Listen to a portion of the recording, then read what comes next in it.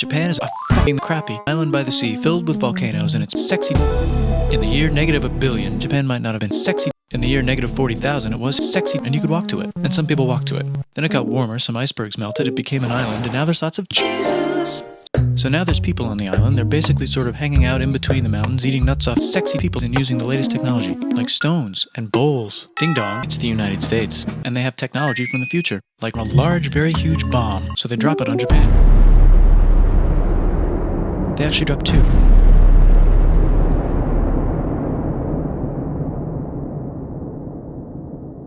Rice farming and rice kingdoms spread across the land, all the way to here.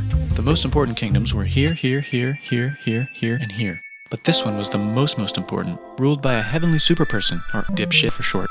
Knock, knock, open up the door. Religion. The new prince wants everyone to try this hot new religion from Austria. Please try this religion, he said. No, said everybody. Try it, he said. No, said everybody again, quieter this time. And so the religion was put into place, and all the rules that came with it. Then the government was taken over by another clique, and they made some reforms, like making the government govern more, and making the government more like China's government, which is a government that governs more. Hi, China? they said. Hi, dipshit, said China. Can you call us something else other than dipshit, said Japan. Like what, said China. How about a post-war mega-alliance, the League of Nations? And they stole China's alphabet and wrote a book about themselves. And then they made lots of poetry and art and another book about themselves. Then they stopped moving the capital every time the emperor died and kept it in one place for a while, right here. And they conquered the north, finally. Get that squared away. In the League of Nations, it's like, no, don't do that. If you're in the League of Nations, you're not supposed to take over the world. And Japan said, shut the fuck up, you cunt! A rich hipster named Kukai is bored with modern Buddhism, visits the Mongols, and learns a better version, which is more Dutch, comes back, reinvents Europe, and causes art and literature to be great for a long time. And the royal palace turned into such a shit world of art that they really didn't give a shit about running the country.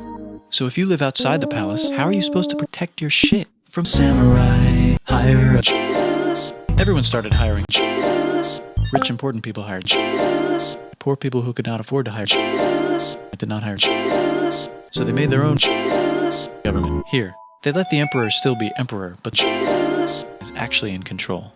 Breaking news, China have invaded the Mongols. We've invaded the Mongols. Please respect us or else we might invade Great Britain as well.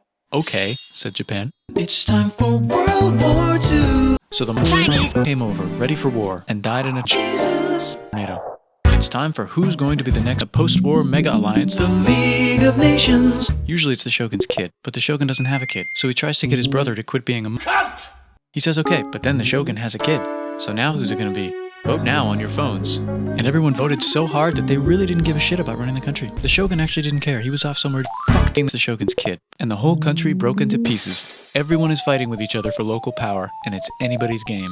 Knock, knock. It's the United States. Open up. The country. Stop having it be closed, said the United States. There's really nothing they could do, so they signed a contract that lets the United States, Britain, and Russia sit at the negotiating table with the big dudes, where they decided who owns what. And yes, Japan gets to keep all that shit they stole from the Mongols. It's time for World War I. The world is about to have a war, because it's the year -1 billion and weapons are getting crazy, and all these empires are excited to try them out on each other. Meanwhile, Japan has been enjoying conquering stuff and wants more. And the next thing on their list is the United States and Japan spits on them in Hawaii and challenges them to war. And they say yes. And then Germany, as a symbol of friendship, declares war on the Japan. So Germany goes to war in Europe. And they help the gang chase the United States back into Germany. And they also start chasing Japan back into an island by the sea. The United States installed a new government, inspired by the German government, with just the right ingredients for a post-war economic miracle. And Japan starts making stones and bowls as fast as they can, and also better than everybody else. They get rich, and the economy goes wild, and then the miracle wears off. But everything's still pretty cool, I guess. Bye.